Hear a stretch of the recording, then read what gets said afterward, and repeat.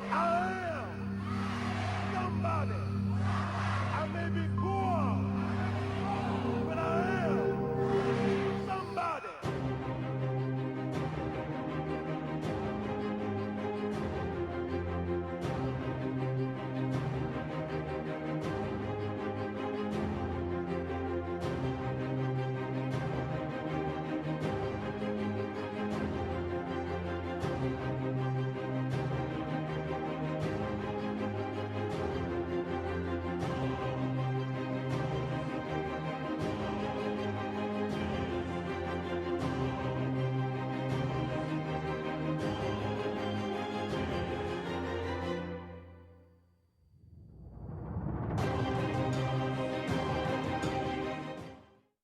Good morning, Rainbow Push. It's certainly a joy and a privilege always to come to you on our Saturday morning forum.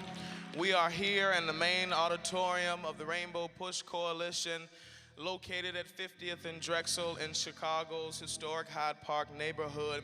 We're so grateful that you've joined us this morning. We want you to text someone, to tweet someone, to call someone, and let them know that we are on the air this morning. This morning, we want to dedicate our broadcast to the memory of Attorney George Howard, one of our leading trial attorneys who made his transition this week. And Attorney Howard is being funeralized this morning. Certainly our prayers are with that family for all that Attorney Howard has done in his life and in his legacy. Can we clap for Attorney George Howard and his life? We want to dedicate this broadcast certainly to our faithful, beloved member of Rainbow Push, Miss Michell Chambers. She was a volunteer extraordinaire. She was an employee like no other. She was very instrumental even in bringing me into Rainbow Push many years ago, and we thank God for her life, thank God for her legacy. We thank God for all that she had given to Rainbow Push. Miss Michell Chambers, we know, is someone who left absolutely nothing on this earth, absolutely nothing, and we thank God for Miss Michell Chambers. Give it up, please, for Miss Michell Chambers. Now, among many other things, Miss Michell Chambers is also a champion who fought for, to find a cure for those who had breast cancer. She had a passion for breast cancer and trying to find a cure to support those who suffered from it. And so with this being some of the last days of October, as we know, Breast Cancer Awareness Month, we want to highlight that on this broadcast this morning. Is that all right? We certainly want to give some hope to those who have to deal with this even in this time. So at this time, we want to bring up a breast cancer survivor who is here today, Miss Dana Devine. Certainly want her to come and give us an update on breast cancer as she is a survivor. However, Miss Devine is running a little bit late, and so can we still give it up for Miss Devine as a breast cancer survivor? It's something to be able to survive this cancer thing, and it's, you know, we want to uplift those who've had this battle. We want to uplift those families who've had to support those who've had this battle. We know that cancer doesn't just affect the one that it's in their body, but we have family members who have to go to doctor's appointments, have to sit and pray with those and feel that burden of breast cancer. So we thank God for those survivors of breast cancer at this time. At this time, we will do a video for the CEO of Rainbow Push, the Reverend Dr. S. Todd Yeary.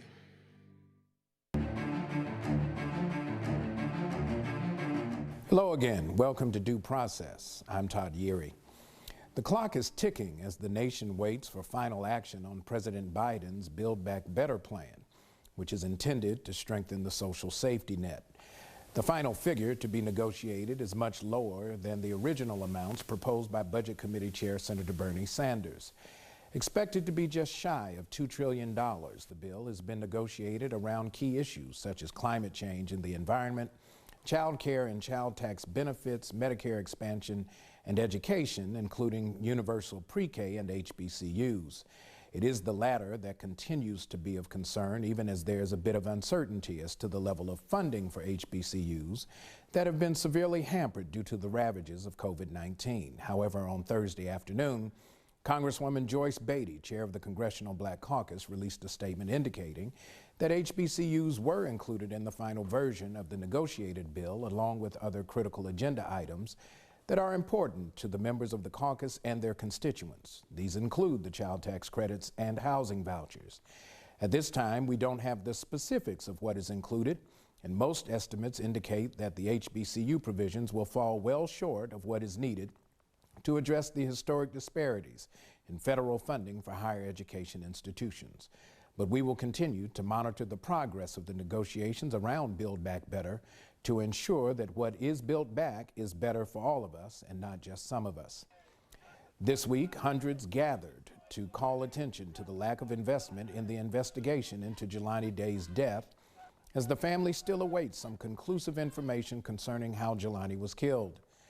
The current national climate around high-profile investigations clearly demonstrates the disparities in how public safety and policing resources are used depending on who the victim is or who the victim is believed to be.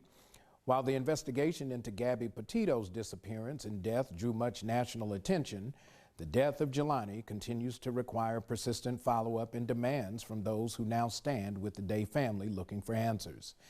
Even as the investigation is ongoing, according to law enforcement officials, we will continue to stand with the Day family to ensure that every available and necessary tool needed to fully investigate Jelani's death is indeed brought to bear in this case. Meanwhile, judicial bias has run amok in the Kyle Rittenhouse trial, as the judge in that case, Judge Bruce Schroeder, has ruled that the defense attorneys can refer to the victims who were shot by Rittenhouse as rioters and looters, not as victims. This curious ruling raises the potential risk of criminalizing those who were injured and killed as a result of Rittenhouse's renegade rampage in Kenosha, Wisconsin, one which he said was to defend against the unrest that was triggered by the shooting of Jacob Blake by a Kenosha police officer. Stay tuned for other developments from the Rittenhouse trial. In Oklahoma, Julius Jones's execution date has been set as the U.S. Supreme Court vacated the stay of execution for Jones and John Marion Grant. As I shared with you a few weeks ago, Jones was convicted of murder in the killing of Paul Howell.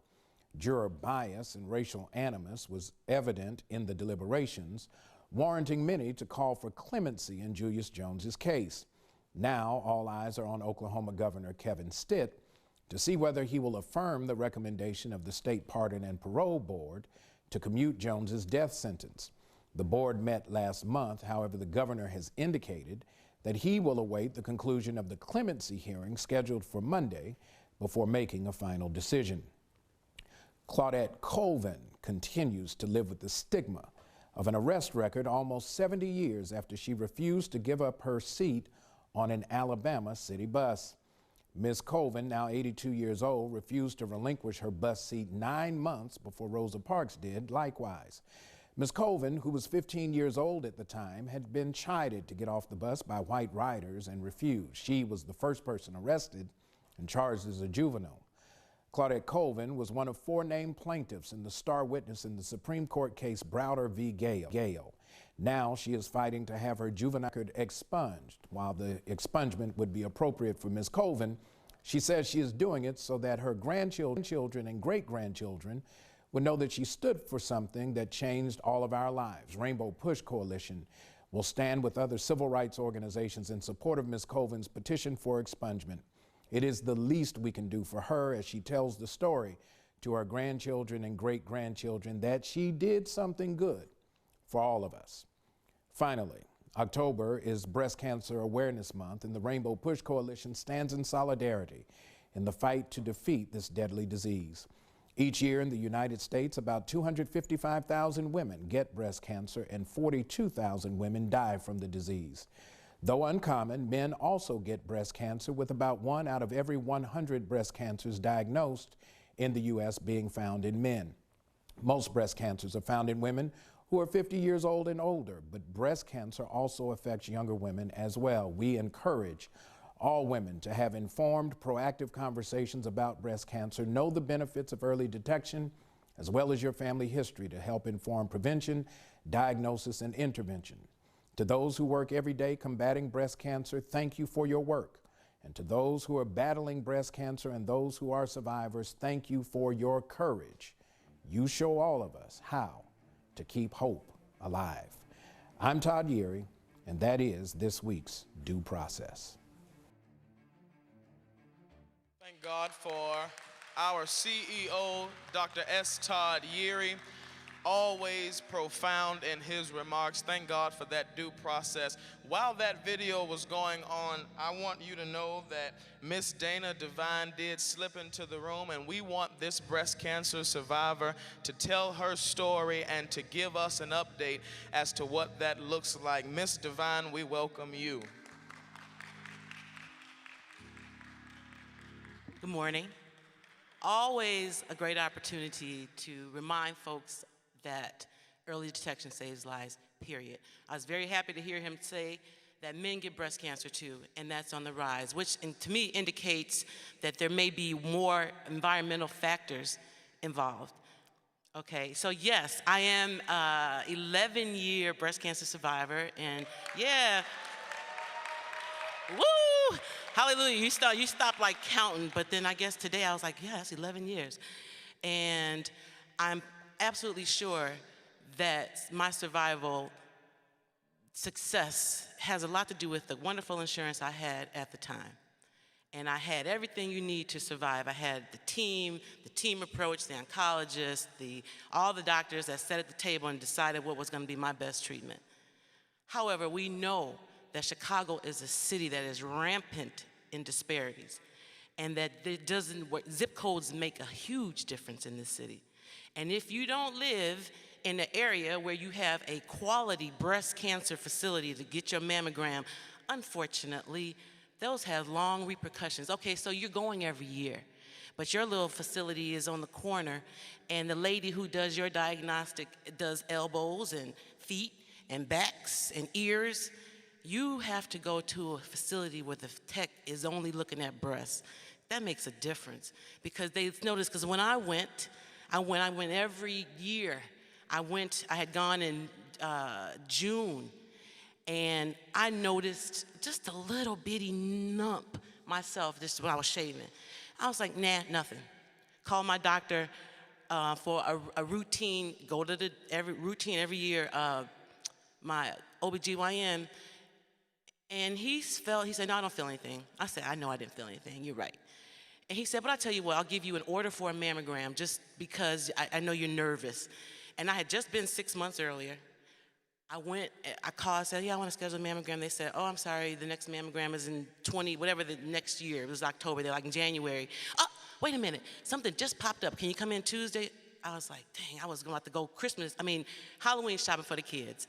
And I was like, nah, that's not a good day. I was like, well, all right, let me just go on and get. She said, if you come in now, you won't have to come in the 6 months because it'll take place at that. I said, okay, cool. Pulled up, 2 o'clock appointment, 2 o'clock, running late, Northwestern. Bam, there was a spot right at the front door at 2 o'clock. I couldn't believe it. Hopped out the car, went in, a mammogram, and ladies spreading the message that it hurts. It's uncomfortable, it does not hurt. So I'm ready for my regular, it's gonna be a little uncomfortable, they're gonna push the mask, and I'll be out by 3 o'clock. It was like 3:30, I was still in there. I was like, wow. She said, well, you know what? I said, I'm in a 4 o'clock zone, I gotta move. She said, well, you can go move your car, but I need you to come back. So I came back, and she said, did you get a ticket? I said, mm-mm. She said, oh, good, I would hate to add insult to injury. I was like, hey, what? I said, what? She said, yeah, well, we think we see something and we need you. And, well, I'm the chief and I'm going on vacation. I'll take you myself next week. It just started lining up. So I went in the next week, had a biopsy, and I had breast cancer. Boom. And it was a shocking, the hard call. You have cancer. Woo, that heat that went down. And I don't know, the first thing that my doctor said was, you're going to live. Early detection. So when I heard that, that changed the way I thought about it. and I am still alive. And I just encourage all, and if your mama had it, your grandmother, find out your history, because you have to go 10 years earlier than that, period. And so young girls, I'm looking at some of the housing projects over like where the pollution is. I know young girls, there are lots of girls going to the breast clinic from that area, and I'm convinced some of it is pollution. One girl is near the back, her apartment is near the electric box. She moved to her apartment, she started having seizures. Every time she goes to her back bedroom, she has a seizure. Anyway, disparities in Chicago. Ladies, men, tell your, Equal Hope is an organization that'll give you a free mammogram. If you have insurance, no insurance, 312-942-3368. And I'm on my way now to do a whole show on this WVON at 11. So thank you so much for your time. You know what? I don't know what to say. HPV is real too. Go to the doctors. Thank you so much. Have a great day. And I'll see you next year, God willing. Thank God. Can we give it up one more time for this wonderful survivor of breast cancer? It's a wonderful thing when you can survive this cancer, and we thank God for his grace and his mercy.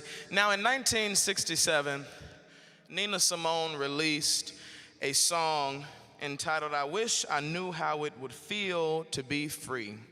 That was in 1967, and fast forward to today in 2021, we're grateful to have this songbird herself, Miss Dolores Scott, to come and give us a rendition of that song. Would you clap for Miss Scott?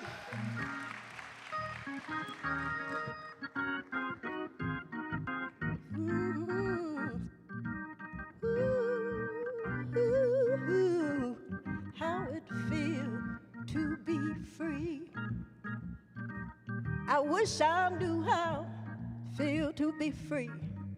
I wished I could break these chains holding me, fly through the air like a bird in the sky, know how it feels to be free. Wish I knew how it would feel to be free. I'd soar through the sky like a bird flying by.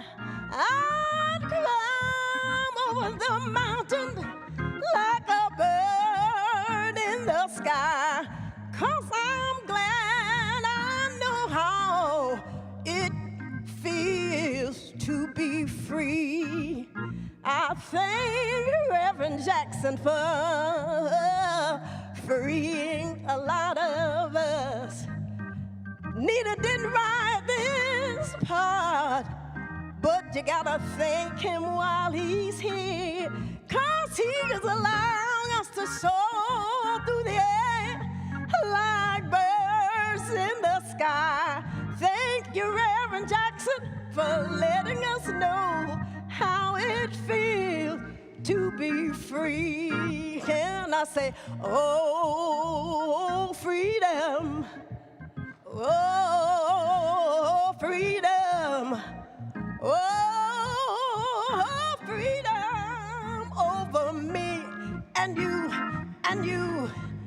Don't you know we know how it feels to be free? Thank you, Reverend Jackson, for doing all you made us to feel to be free.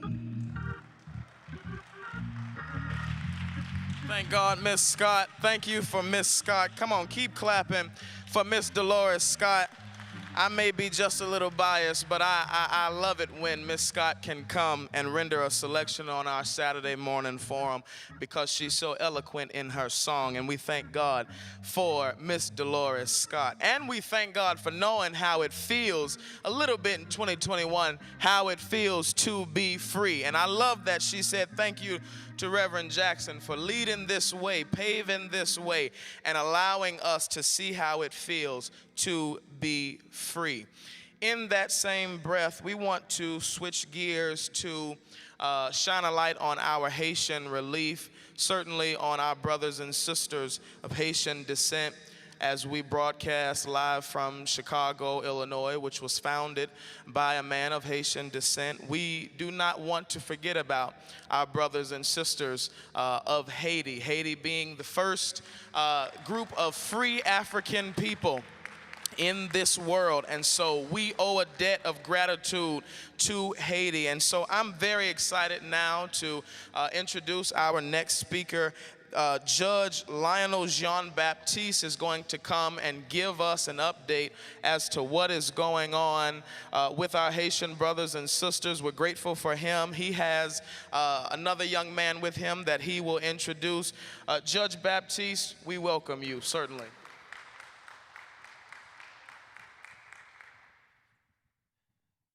Good morning to the Rainbow Push family, and good morning to Reverend Jesse Jackson, who's always been at the cutting edge of our fight for liberation. People ask sometimes, why do we make so much of Haiti?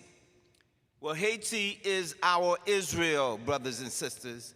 This is the nation that broke the back, that began to open up the gateway towards freedom from slavery itself.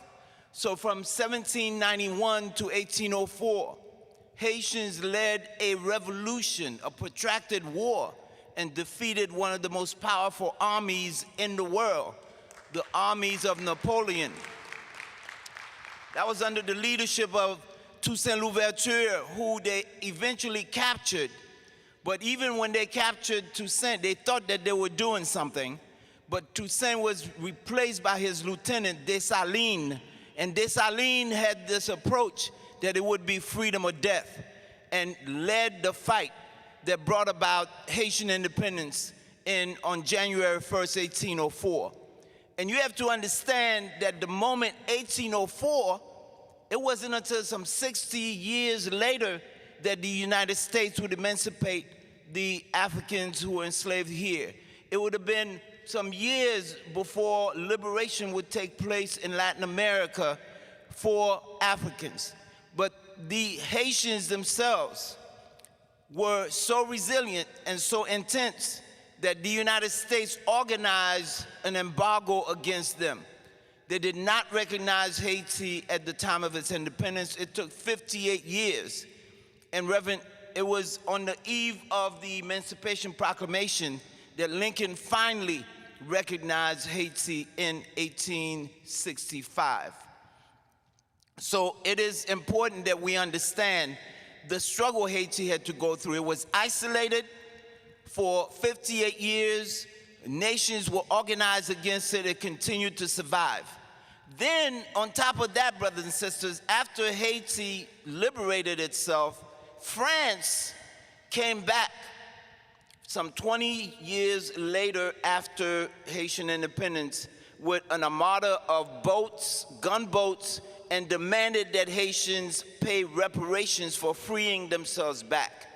Isn't that ridiculous? And we had, with the conditions were such that Haitians had been weakened by the embargo, they made the concessions to pay France 150 million francs in gold bullion, the equivalent of $52 billion today. $52 billion for freeing yourself back. And it took Haitians from 1825 to 1947 to pay back that debt. On top of that, brothers and sisters, in 1915, the United States, under the leadership of Woodrow Wilson, invaded Haiti and occupied it until 1934. And during this period of time, the United States took away the gold reserve of Haiti. They rewrote the Dessalinian Constitution. They imposed a military that was beholden to the U.S. military and began to dismantle Haitian sovereignty. And there's a reason for it. If you free yourself in the middle of the slavocracy that was the backbone of Western society, that's where the money was coming from. Here you are, you overthrew them. Plus, you overthrew the whole ideology of white supremacy, because for the first time, Africans were standing up after years and centuries of enslavement to say that they are equal with anybody. So you have to understand that the tribulations that Haiti is going through today is tied to its history.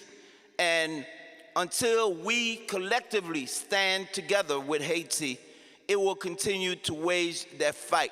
Today we say, with all of the crises that Haiti is going through, we need a Marshall Plan. And Reverend, we're calling it the L'Ouverture Marshall Plan.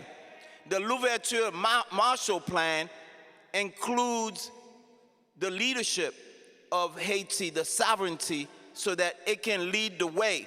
And we calling on African nations. We calling on France to give back that money that they took from us. We're calling on the United States to pay its debt to Haiti. We're calling on Latin American nations.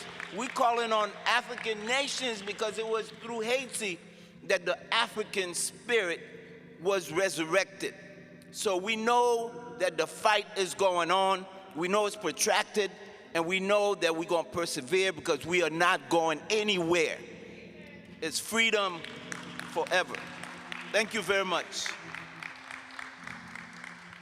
Yes, and let me introduce my younger brother, Jelani, with whom we have been working over years, his family, and he will talk to you about, in light of the current crises, what are we demanding? Thank you, Jelani. Thank you, Judge. Good morning. I greet you all in peace. I'd like to say good morning to Operation Rainbow Push Coalition and the Reverend Jesse Jackson for your ongoing advocacy and support on behalf of the Haitian people and freedom for all of our people, all black people.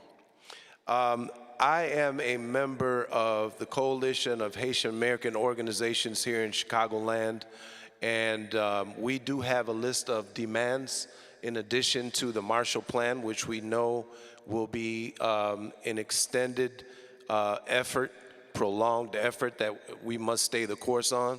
But there are some immediate demands that we have to protect those who were not welcomed on our borders in a humanitarian way.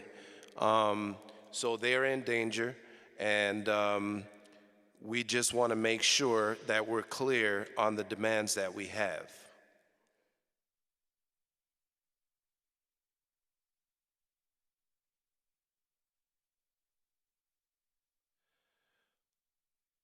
Issue an immediate executive order to stop the deportations and expulsion of Haitian migrants who were and assembled at the Del Rio, Texas, and other borders of the U.S.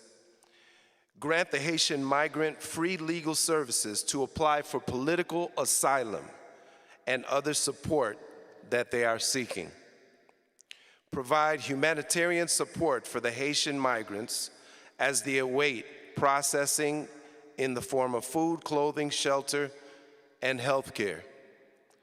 Provide COVID-19 vaccination to all qualified migrants. Grant temporary protective status, TPS, to the Haitian migrants so they can work and become self-supportive and send support back home to their families. Most importantly, again, as the judge stated, we demand that our congressional leaders vote to appropriate the necessary amount of money to fund a Marshall Plan for the rebuilding and redevelopment of Haiti, because the U.S. and the entire Western world owe Haiti a debt. And should you find it in your heart to give to this ongoing effort to free our people and free the island of Haiti, we welcome you to donate to the HaitianCongress.org. There is a link to donate to the cause and the effort. And thank you so much for having us here today.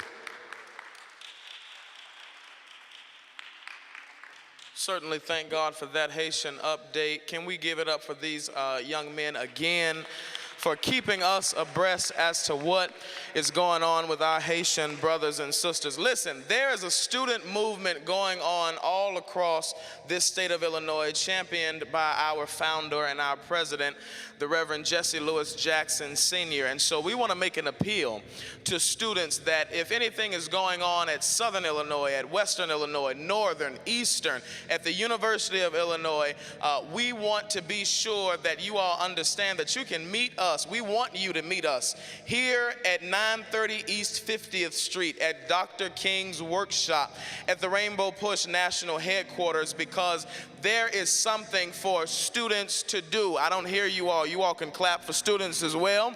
There is something for students to do, and today we are very excited to have with us the UIC law students, and we are headed by Miss Ashley Shannon, who is the president of the Black Law Student Association at UIC, who will address us now. Thank you, Rainbow Coalition. Thank you, Reverend Jackson and Reverend Wilson, for having us. You all black students at UIC Law School are not safe. We do not feel safe. Not even 2 weeks ago, we were informed that a tenure professor found in violation of discrimination and race policies will be reinstated as a full-time professor next semester. This is unacceptable. This professor has called black students cockroaches. He has called us, those people, his enemies. He has made fun of an African student accent in the classroom, used the word lynching for fun, and has even made homicidal comments in regards to those students that protested against him. Again, we do not feel safe.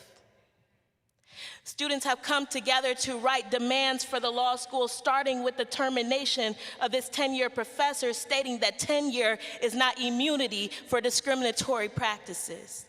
Despite the Office of Access and Equity finding this professor in violation of these policies, the law school does not hear us. They refuse to even testify to the fact that they are promoting systematic oppression in our faces.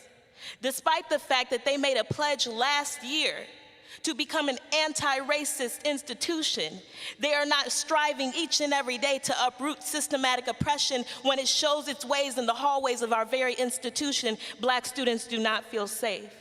And we are being asked to walk into classrooms and learn from professors such as these. How can we learn from professors that hate their own students? We do not feel safe. And because of on October 25th, the law school heard our demands, received our letters. The dean, the provost, the chancellor, the vice chancellor, we have still yet to receive a response. The Black Law Student Association and the Student Bar Association at UIC Law led a protest as of October 29th, stood outside of the walls of the institution formerly known as John Marshall Law School, stood outside and said that the name change of our institution to UIC Law does not suffice when discrimination is still perpetuating itself in classrooms even to this day. We do not feel safe. And so because we do not feel safe and the school refuses to respond, we are calling on legal organizations, Rainbow Push and all other civil rights organizations, activists, journalists, whoever you are, to stand with us. It has been over 300 days since we received any reports regarding this professor, and now they want to reinstate him. Unacceptable. When discrimination is a zero tolerance policy, it must be treated as such. Hashtag, tenure is not immunity. Thank you.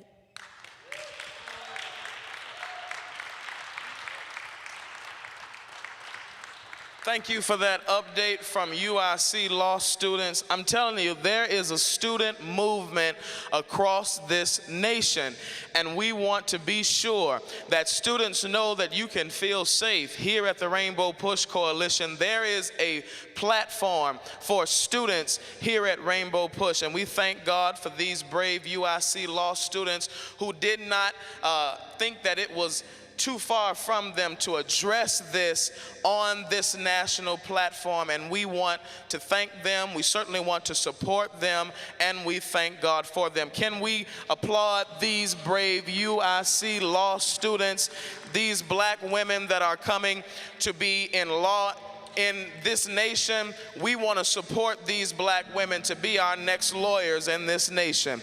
And so we thank God for the UIC law students, and we want them to know that we stand with them. At this time, we'll have another update. You all have been following the Reverend Jackson and the team at Rainbow Push with this Jelani Day update. We're certainly grateful to have Jelani's first cousin, Miss Ariel Davis, who is going to join me on the stage in just a moment. And we want to, at this point now, bring our national field director, the Bishop Tavis Grant, who's going to stand alongside Ariel, and they're going to give us an update as to what is going on with the Jelani Day case. I want everyone to hashtag what happened to Jelani Day. If you hear me, I want you to clap back and say, what happened to Jelani Day?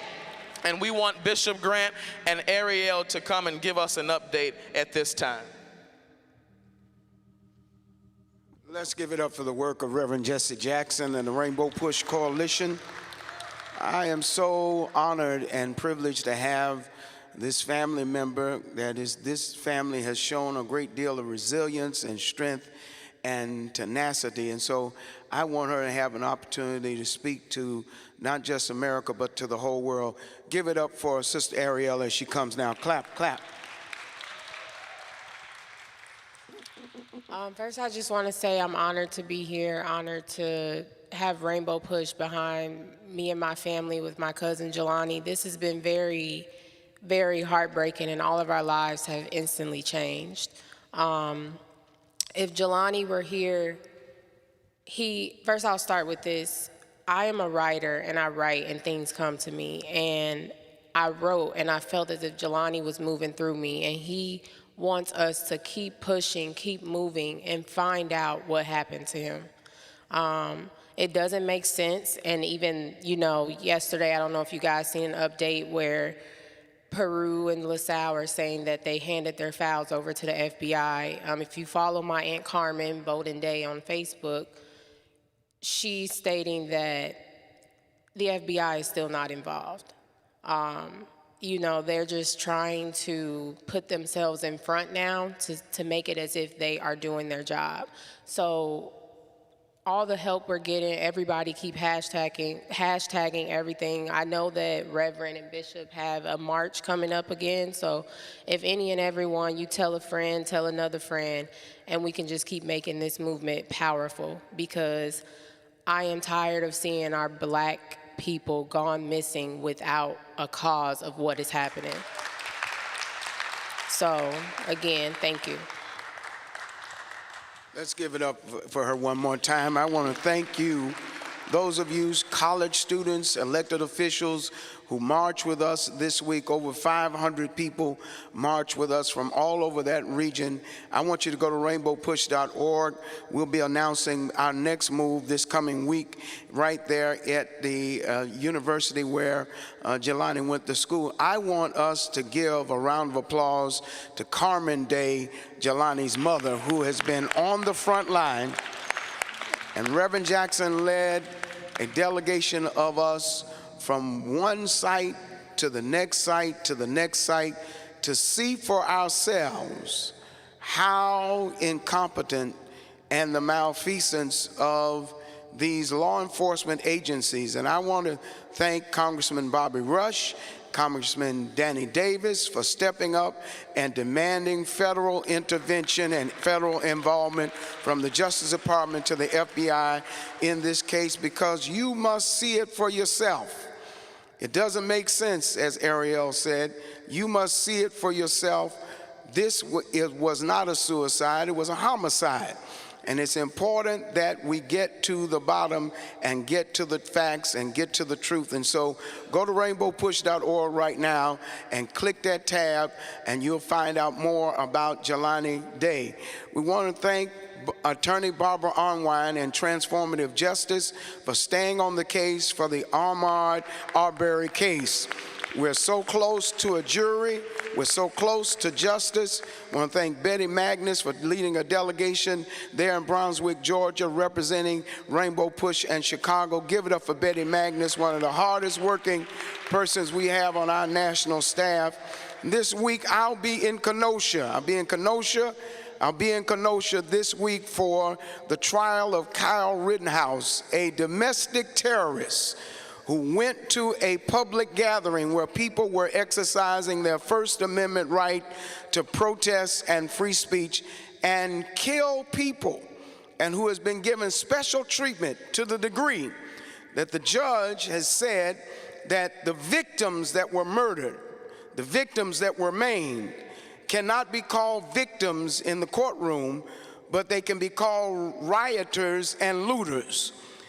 Our challenge today is the challenge that Reverend Jackson has given for over 50 years, to speak truth to power, to ensure that we have equal access to the justice system and that we have equal protection under the law. Somebody say equal protection under the law.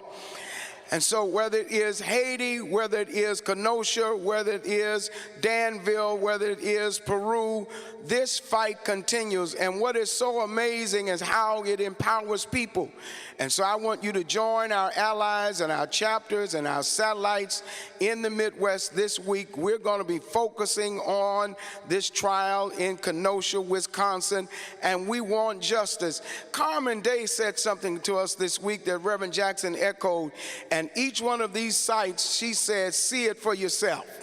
And for a long time, we would not have known, we wouldn't have known the tragedy of Emmett Till had it not been in the Jet magazine where we could see it for ourselves.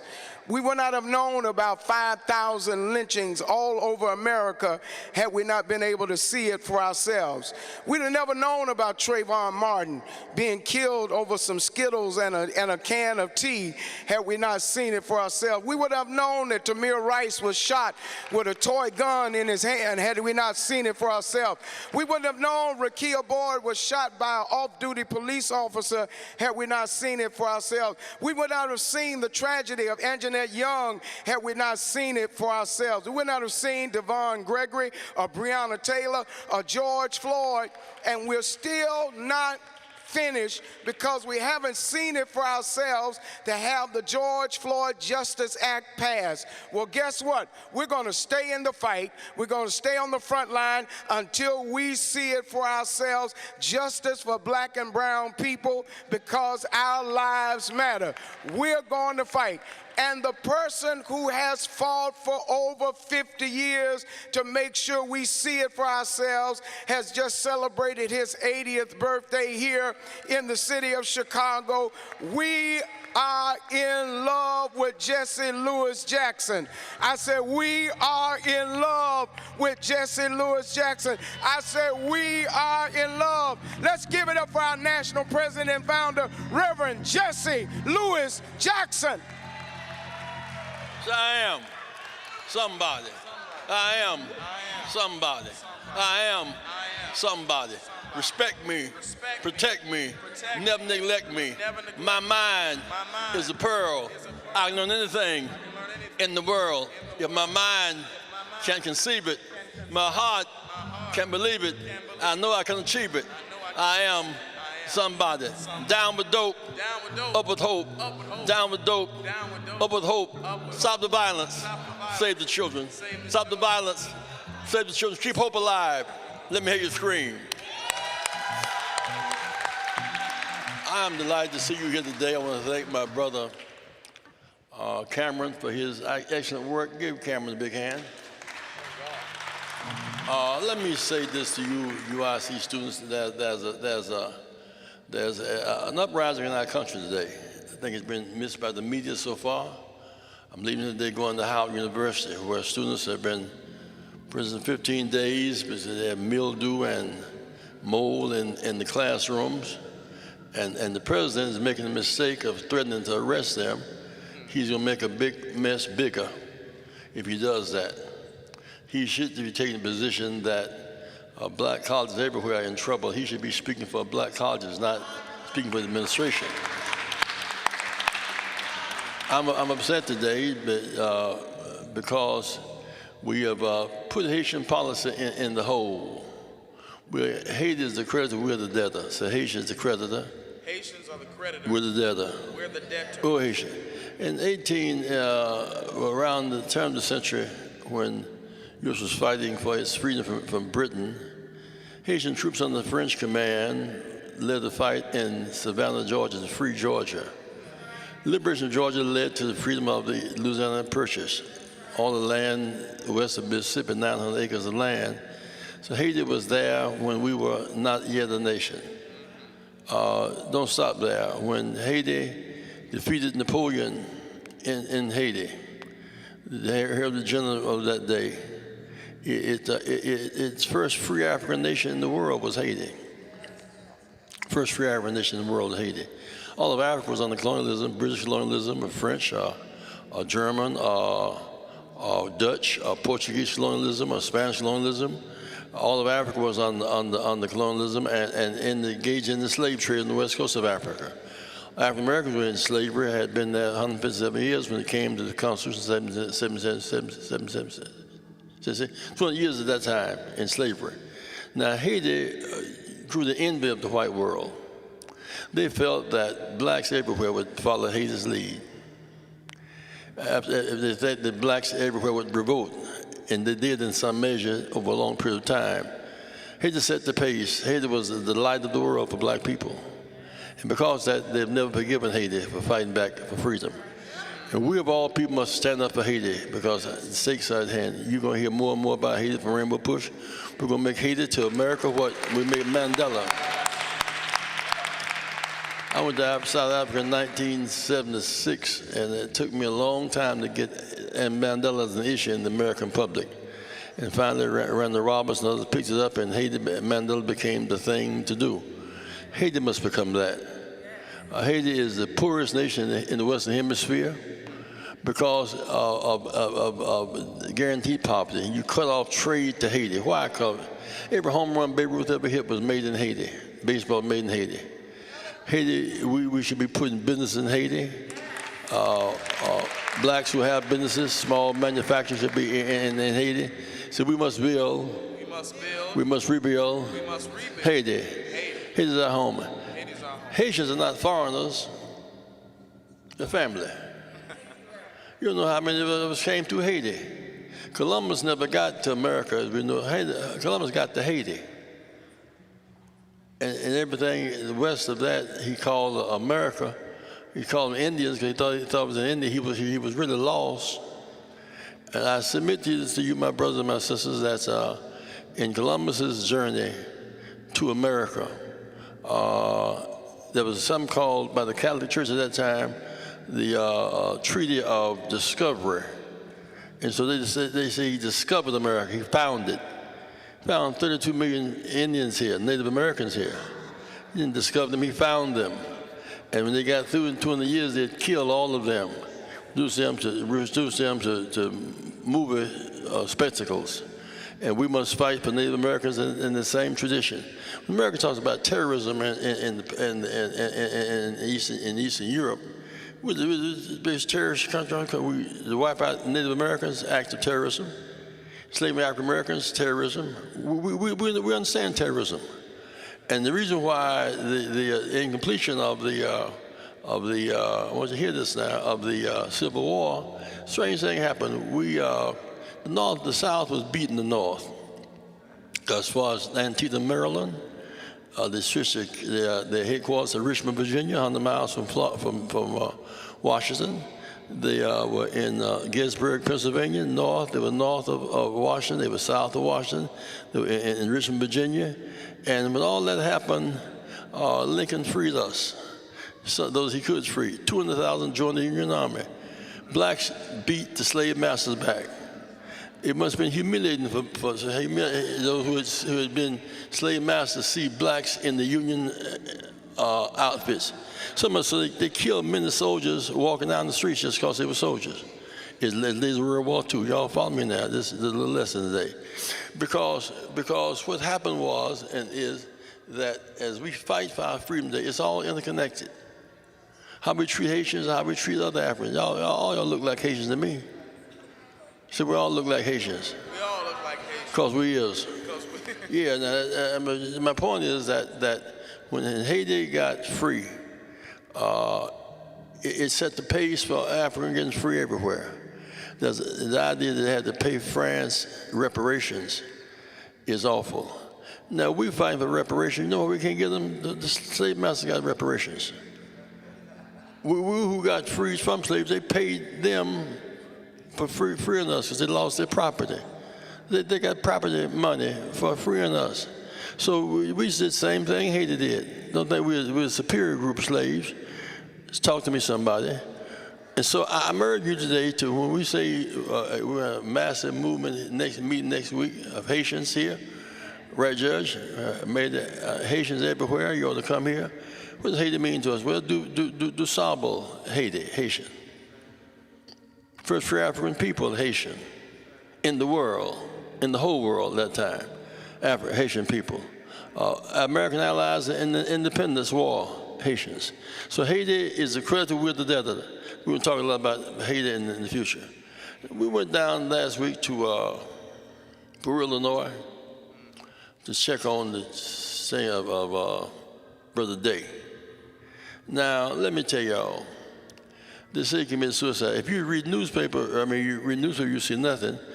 Television, you see a little bit. We went to where the car went over an embankment at the Y. They say it came through some woods to get to that spot. Couldn't have come to it. Is there woods with no road there? Embankment, car turned upside down. 3.5 miles from that was his clothes. Across the river was 1.5 miles down was his body. And eyes gouged out, and body parts disseminated. So it looks medical. Now as we began our own investigation and finally got the police to ask the FBI to get involved, thanks to the help of Congressman Bobby Rush and Congressman Danny Davis, we were getting to raise the issue. And it got hot down there. More black people than they ever seen in Peru, Illinois. They're going to see more and more till something happens. Yeah. You see children today, they're saying the same thing saying in Howard. See, we're facing a system, it's not just personal, this is a system. And we're going to fight. Churches, too, a lot of preachers on sin within us. Sin we're within is what the deal is. You can do all the virtuous things. Preacher asks you to do tithes, sing, and all that, and you get through. If you're black, you still got to face the harsh reality of blackness and the white supremacist America. And what makes Jefferson Davis so dangerous is that he fought for slavery, secession, segregation, sedition, and white supremacy. It out today. The strange thing about that war, when it was over, and they said we were free. Well, watch this. Watch this now. Say we were free. The country the South that we defeated for engaged in treason, they kept all the institutions intact, kept the government intact. They maintained control over labor, education, health care, and the criminal justice system, free. They lost the war. They didn't lose the war. And when you lose the war, you're supposed to not fly the flag of the vanquished. You only fly the American flag. The fact of the Confederate flag is a statement that shows engaged in treason didn't engage in treason. Y'all hear me now? I mean, the fact of the matter, when you lose the war, you can't fly when Germany loses the war, they can't fly the flag. Can't fly the swastika in Germany anymore. So you lose the war, you can't fly the flag. The flag of the winner must be shown, the vanquished must put every southern town, from Richmond around to Texas, big or large, has a Confederate symbol. The heroes, like we said, like they said, Robert E. Lee and all of them, because they still believe in the Confederacy. And the worse than that, we believe it. When the COVID thing struck, the most blacks are unvaccinated in the South. because the governor told me they shouldn't be vaccinated. From Governor of Texas, across the Governor of Florida. The only one that broke from that was the Governor of Arkansas. He said, this doesn't make sense. I'm killing my people. But governors who were saying don't get vaccinated, they were vaccinated themselves. And so most black people died in the South because of COVID-19. I caught tape they said, those who are in jail today, Cook County Jail, get your shots now. You'll die in jail. You'll die. COVID will kill you. When Jackie and I caught the COVID about a month and a half ago, I had both shots, and it hit me real hard. But I was asymptomatic. I felt a little down on my energy, I thought, because I was working 18-hour days. And I took Jackie to the hospital early that morning, and the doctor said, how you feel? I said, I feel a little down. He said, well, let me check your blood. And I had tested positive. He said, now you can go home if you want to, but I think you should stay. I stayed, and in 4 days I tested positive. Fifth day I tested negative, then negative, and then negative. When I went to the rehab, I could not walk a step for 3 days. I had to learn how to walk all over again. 3 weeks, could not walk a step. Could not talk a word for 2 weeks. I'm learning how to talk right now again. Learn how to walk again. It's real. Doc told me, he said, you would have died yesterday if you had not known, if you're not taking the shots. My wife had not taken shots for pre-existing conditions, and she had to on oxygen for 6 days. We're still, this thing is real, y'all. It says real. It's real. It's real. It's real. It's really real. So I need you who are listening. I want you to do. We need volunteers, mentors. We need volunteers, mentors, and freedom fighters. Volunteers, mentors, and freedom fighters. Now we've been meeting 3 weeks again. We've started the Rebuilding the Saturday morning meeting again. We're going to meet every week. We're going to keep building and building and building till we come alive. It's amazing how when you fight for freedom, how people's consciousness determines how they move. Consciousness. I mean, we're not yet alive again.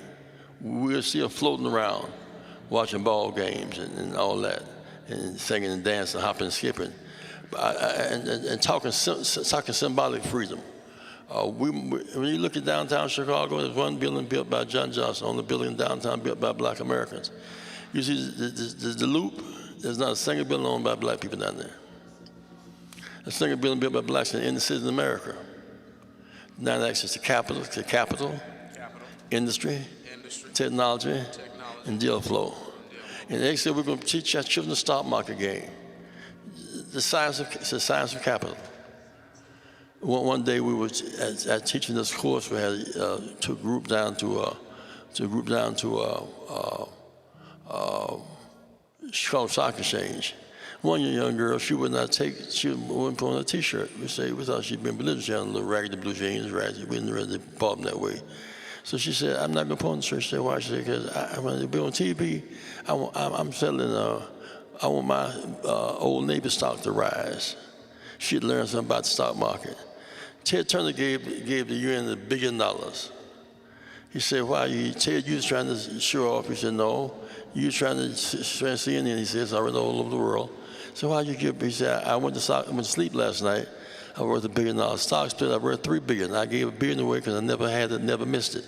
Gave it to a good cause. He said, money will grow on trees if planted in money mud. Money will grow on trees planted in the market. Must learn the science of capital. Now, I'm going to let y'all go today because I want to do a little stuff here. We're going to have Haiti Day next week. We're hoping maybe the march, the Saturday, the Friday before Thanksgiving, we have a major march at the UN. Haitians are human too. Haitians are human too. Organized that. Told Reverend Sharpton last week. So Haitians are humans too. Haitians are humans too. Haitians are humans too. Haitians are humans too. Then we're also going, the students at SIU and NIU, and which is Illinois, we're going to mobilize students across the state of Illinois. So students got problems everywhere they're black. UIC, Chicago, Harvard, everywhere we're black. We have problems. Facing professors that must be picketed, boycotted. The kids, Howard University, they have been protesting, and the president threatened to put them out of school. I'm going to stay with those students tonight and tomorrow night. You put all this in jail together. If he does that, we're going to bring the whole school down. We must fight for justice. And when young people stand up and fight back, they should be honored for having the courage to stand up Fight back. So, we go with Bishop to Kenosha this week. They took the young man, police took him and pulled up his T-shirt and shot him 7 times in the bed. They shot him 7 times. And the judge said that was a riot demonstration. He shot him, and the police union kept him on payroll while he was in jail. So we're fighting racism in a new, renewed way. We stand, we fight back. We fight back. We need officials, not just be black cover for white politics.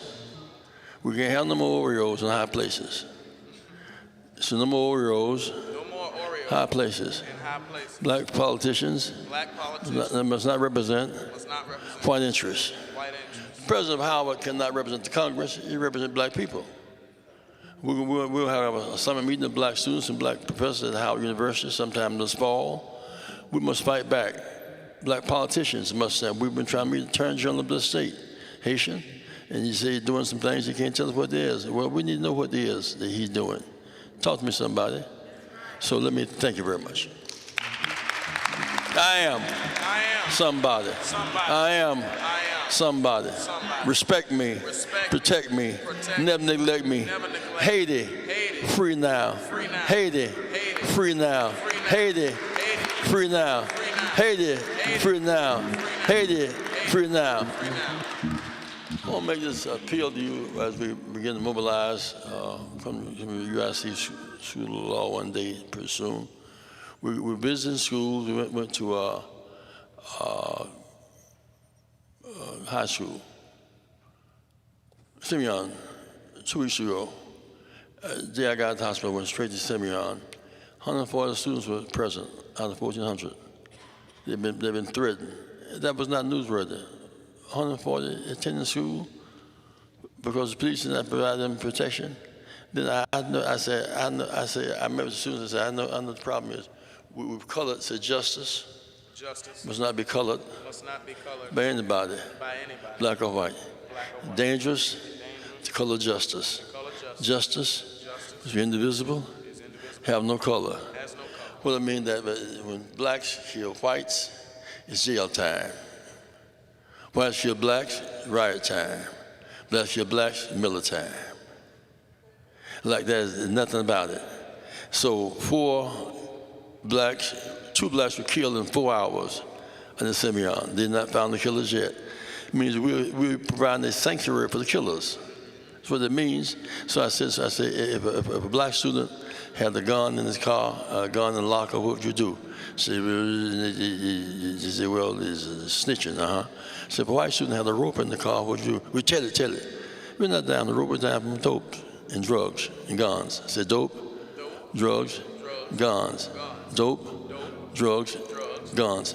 Nobody has the right to create a sanctuary. Say police must not provide sanctuary for other police. Black people must not provide sanctuary for their children. Now the key to this thing is getting young people involved in the struggle. They cannot stand aside and act like this is for somebody else. They say, Jesse, you blame the victim. Well, the victim, who going in slavery is the victim? Slave masters don't retire. Slave masters don't retire. Slave masters don't retire. They have a pension plan. Those who get free, strong minds break strong chains. Now, I want to say this as we close today. I want you to donate to PUSH. I want you to join Rainbow Push. If you're not a member today, rainbowpush.org. Rainbowpush.org. I want you to join today, rainbowpush.org. Join today. Judge, rainbowpush.org. And I want you to go to your churches tomorrow. When church, you get $1,000, you get 100 members of churches join. We're going to pack this place again. Matter of time, matter of us waking up. And when you come to your house, and then everybody wants to cry.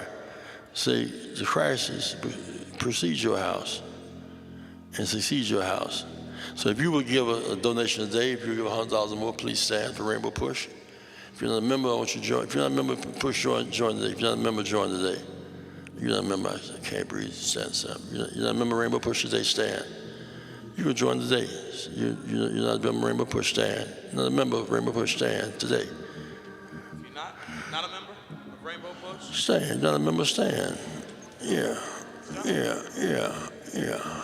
You don't you join today? Where's the envelopes? Don't you join today? You go to your little widget machine, you rainbowpush.org. You don't have to give, and I want you to begin to come here during the week. We're going to begin to have student meetings here on Friday night. Yeah. So you'll know if you're at DePaul or you're at UIC, Champaign, you'll know where to go, right? We must have a frame of reference, right? So I'm glad you're here today. I want you to come back next week. Young man here, brother, what's your name? Cameron. Yeah, Cameron. Cameron is taking on the project. Concordia had 300 residents, all with mold and mildew in their house. It's now being removed. He's directing that project. Give him a big hand. Now, those who are already members who will give each $100, please stand right now. It's going to cost us $10,000 a month, this broadcast. You'll see this broadcast next week. We are a week behind on the broadcast, television broadcast, live on radio. We're now restructuring our organization, okay? So you'll determine, we're going to begin probably meet up Saturday in the community hall next week. We're going to keep moving. We're going to rebuild bottom up by people who care. People who care, organize for somebody else. Now, if you'll give $100 more, please stand. Get up, Judge. Judge, you got money, get up. $100 more, whoever you are, please stand. Please stand. Omar, get up. $50 more, please stand. Yeah, $50 more, please stand right now.